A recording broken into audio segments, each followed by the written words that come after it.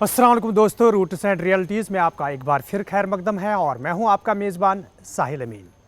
आज के प्रोग्राम में हम बात करेंगे शेख नूरुद्दीन नूरानी रहमतुल्लाह अलैह के ज़िंदगी के बारे में, उनके कमालात के बारे में, और बताएंगे आपको शेख नूरुद्दीन नूरानी रहमतुल्लाह अलैह का जन्म कहाँ पर हुआ है, कहाँ से वो आए थे और उनके कमालात क्या थे, दीन की खदमात में उनका क्या रोल रहा है और उसके साथ साथ कश्मीरी ज़ुबान को आगे बढ़ाने में उन्होंने कितना काम किया है।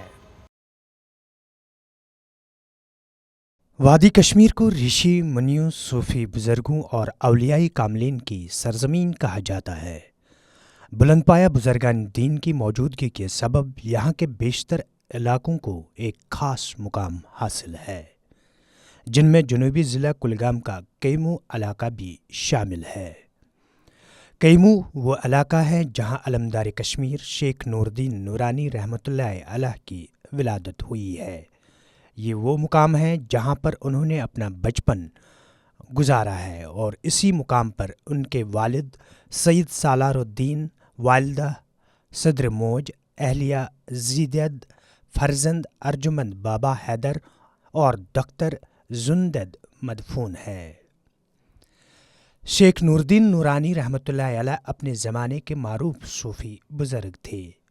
कश्मीर के लोग उन्हें नुंदरिशी और नूरुद्दीन वली रहमतुल्लाह अलैह के नामों से भी याद करते हैं।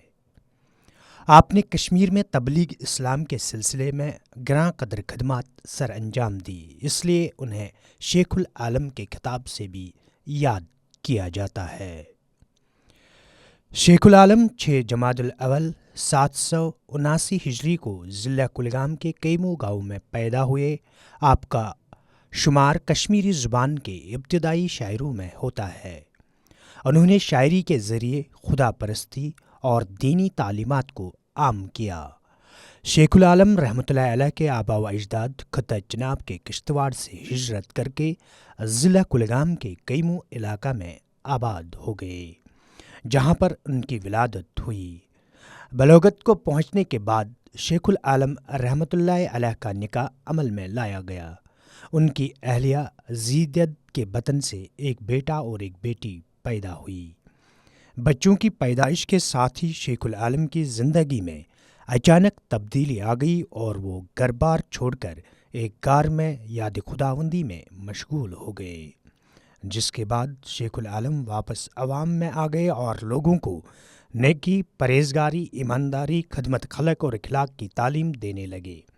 बलोगत को पहुँचने के बाद शेखुल आलम का निकाह अमल में लाया गया। उनकी अहलिया ज़ीदद के बतन से एक बेटा और एक बेटी पैदा हुई। बच्चों की पैदाइश के साथ ही शेखुल आलम की ज़िंदगी में अचानक तब्दीली आ गई और वो घर बार छोड़कर एक गार में याद खुदावंदी में मशगूल हो गए, जिसके बाद शेखुल आलम वापस अवाम में आ गए और लोगों को नेकी, परहेज़गारी, ईमानदारी, खदमत खलक और इखलाक की तालीम देने लगे और वो ताहयात इबादत व रियाज़त और अवामी खदमात में मशगूल रहे। शेखुल आलम ने 842 हिजरी में वफ़ात पाई और वो चार शरीफ में दफन है। चार शरीफ की दरगाह अगरचे 90 की दहाई में नामसाइद हालात के दौरान नज़र आतश हुई, ताहम इससे दोबारा तामीर किया गया, जिस पर हर साल और उसके मौका पर मुख्तलिफ इलाकों से अकीदतमंदों की एक बड़ी तादाद पहुंचकर हाज़री देते हैं।